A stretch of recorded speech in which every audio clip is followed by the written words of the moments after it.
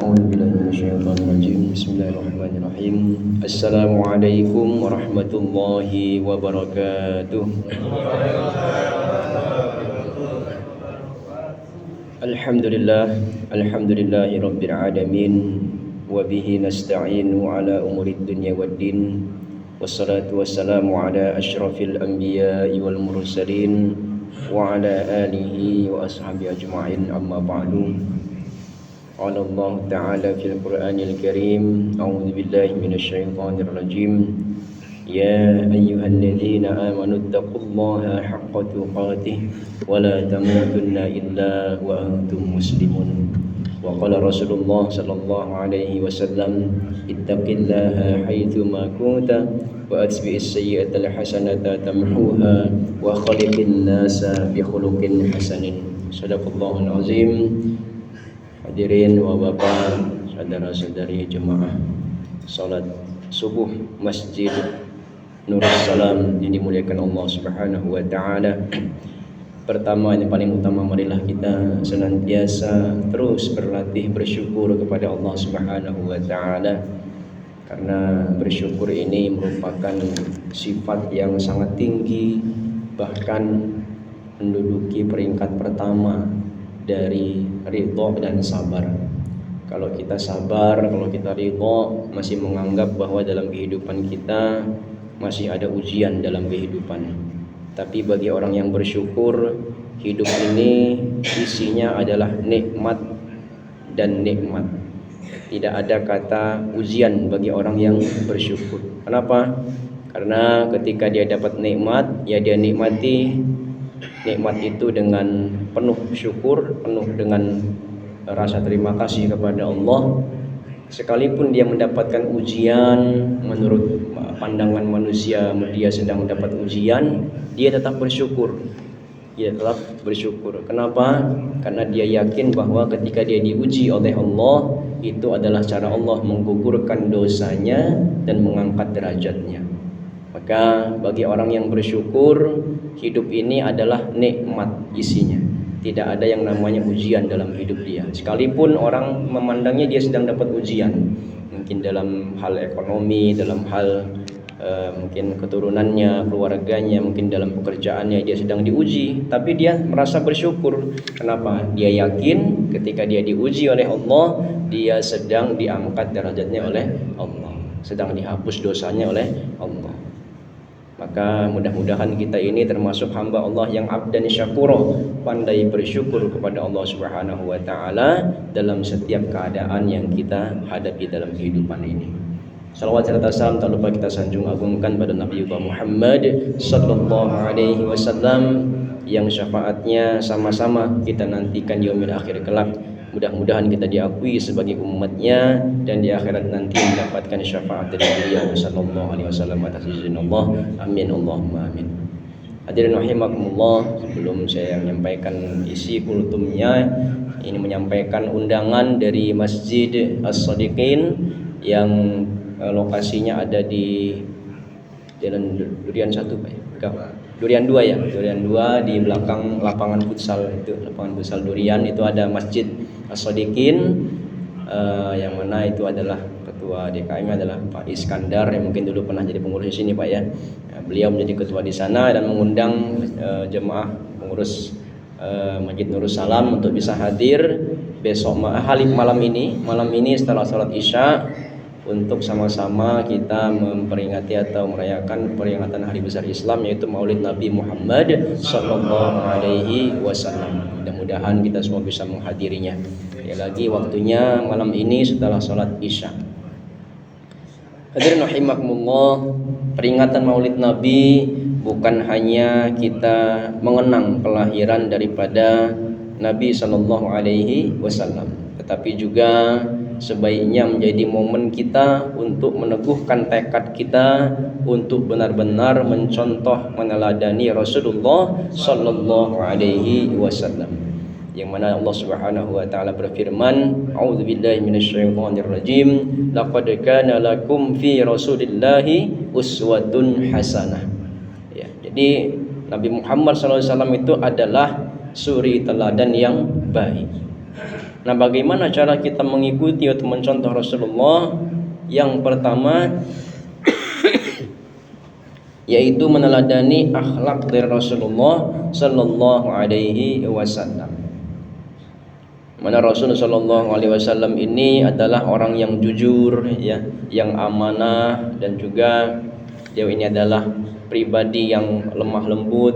Bagaimana Anas bin Malik radhiyallahu taala anhu, beliau adalah salah seorang sahabat Nabi yang juga melayani Nabi sallallahu alaihi wasallam dalam rumahnya, itu pernah menyatakan selama hidupnya tidak pernah Rasulullah itu yang namanya marah, yang namanya mencela dan seterusnya. Rasulullah itu sangat baik sekali.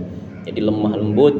Walaupun memang Rasulullah itu ada pemimpin perang, tapi beliau ini memiliki sifat yang tidak kasar, ya, yang dia ketika melihat sesuatu itu dengan cara akhlak yang lembut, akhlak yang terpuji.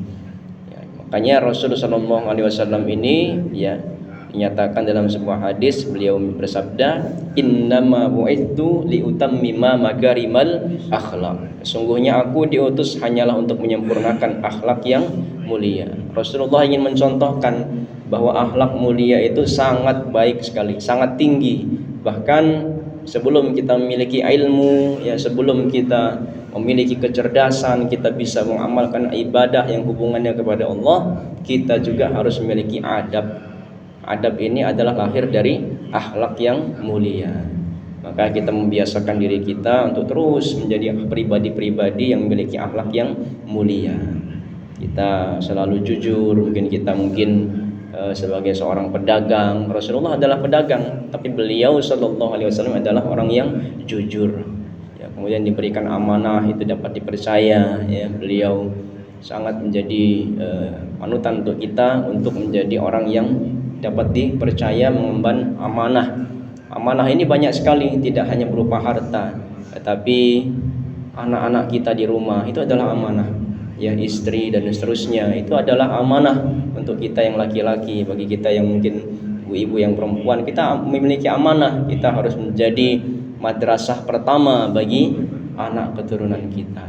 Ya, nanti akan itu menjadi tanggung jawab kita nanti di akhirat, akan ditanya bagaimana kita mengemban amanah sebagai kepala keluarga, sebagai ibu rumah tangga. Mungkin kita sebagai anak-anak juga adalah amanah, bagaimana kita bisa berbakti kepada orang tua dan seterusnya. Maka ketika kita ingin mencontoh Rasulullah SAW, jadikan amanah yang dititipkan dalam kehidupan kita ini dapat kita jalankan dengan sebaik-baiknya.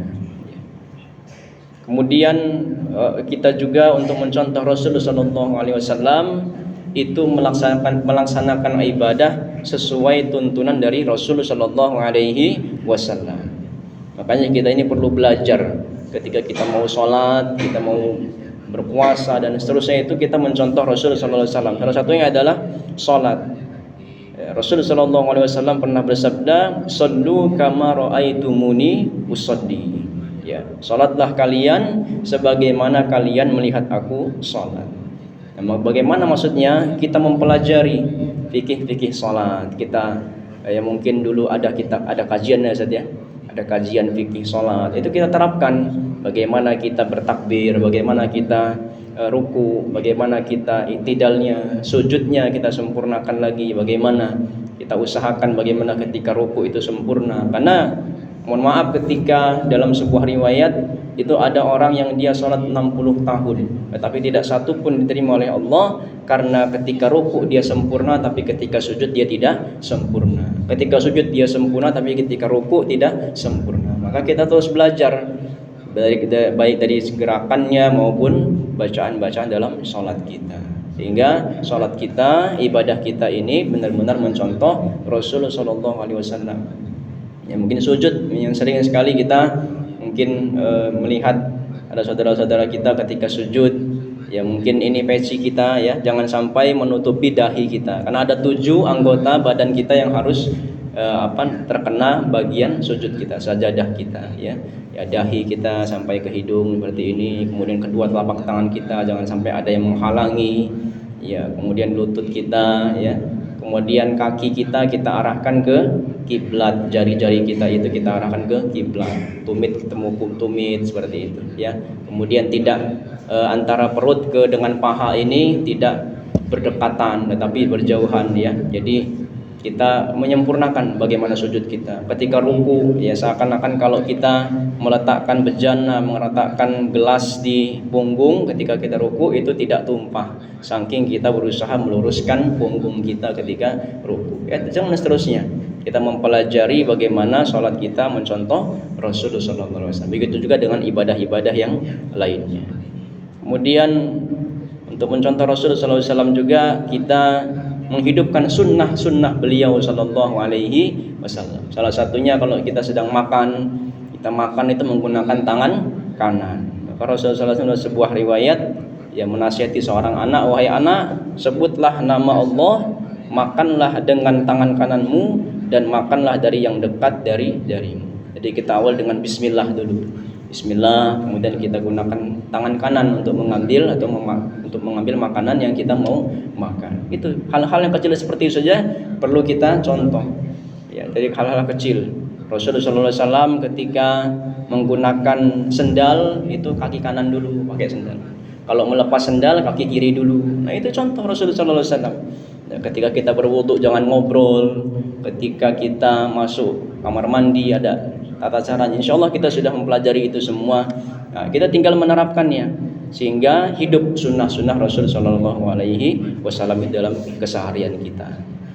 Kemudian yang terakhir kita juga ya diperintahkan untuk mencontoh Rasul Sallallahu Alaihi Wasallam agar menyebarkan salam, menjaga silaturahim. Ya, tidak hanya kita secara vertikal kepada Allah, tetapi bagaimana kehidupan sosial kita juga terbentuk dengan baik. Mudah-mudahan Allah Subhanahu wa taala ya menjadikan kita umat yang dicintai oleh Nabi sallallahu alaihi wasallam dengan cara kita meneladani akhlak beliau, meneladani ibadah beliau, meneladani bagaimana beliau dalam menjalankan kehidupan ini, dan mudah-mudahan nanti di akhirat kita dapat diakui sebagai umatnya dan berhak mendapatkan syafaat dari beliau sallallahu alaihi wasallam atas izin Allah. Amin Allahumma amin. Mungkin demikian atas yang saya sampaikan, kurang lebihnya mohon maaf pada Allah, mohon ampun. Mari kita dengan doa kafaratul majlis. Subhanakallahumma wa bihamdika asyhadu an la ilaha illa anta astaghfiruka wa atubu ilaik. Wallahu taala alam bisawab wa ta'lam. Wassalamualaikum warahmatullahi wabarakatuh.